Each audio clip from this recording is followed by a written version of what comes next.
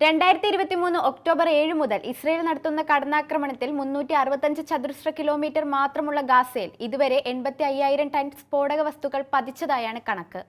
46,788 പേർ കൊല്ലപ്പെട്ടു. കടന്നാക്രമണം ആരംഭിച്ചതു മുതൽ അമേരിക്ക ഇസ്രയേലിന് $2,200 കോടി ആയുധ സഹായം നൽകിയിട്ടുണ്ട്. 2019 ഇസ്രയേലിന്റെ ആകെ ആയുധങ്ങളിൽ 69% അമേരിക്ക നൽകിയതായിരുന്നെങ്കിൽ 2023 ഇത് 78%-ആയി ഉയർന്നു. 2023 ഡിസംബറോടെ $240 കോടി മതിക്കുന്ന 10,000 ടൺ ആയുധങ്ങൾ അമേരിക്ക ഇസ്രയേലിന് നൽകി.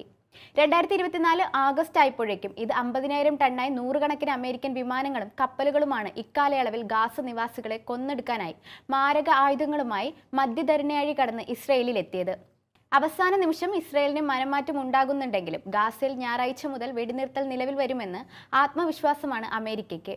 ഇസ്രയേലിലെ തീവ്ര വലതുപക്ഷത്തിന്റെ എതിർപ്പ് അതിജീവിക്കാൻ ബെന്യാമിൻ നെതന്യാഹുവിന് കഴിയുമെന്നാണ് അമേരിക്ക കരുതുന്നത്. അതേസമയം വെടിനിർത്തൽ പ്രഖ്യാപനത്തെ സ്വാഗതം ചെയ്ത് ഐക്യരാഷ്ട്ര സംഘടനയും വിവിധ ലോകരാഷ്ട്രങ്ങളും രംഗത്തു വന്നു. പലസ്തീനെയും ഇസ്രയേലിനെയും അതിർത്തി മേഖലകളിലെയും ജനങ്ങൾക്ക് മെച്ചപ്പെട്ട ഭാവി ഉറപ്പാക്കാനുള്ള രാഷ്ട്രീയ തീരുമാനങ്ങൾ എടുക്കാനുള്ള അവസരമായി വെടിനിർത്തൽ തീരുമാനത്തെ ഉപയോഗിക്കണമെന്ന് UN secretary general Antonio Guterres പറഞ്ഞു.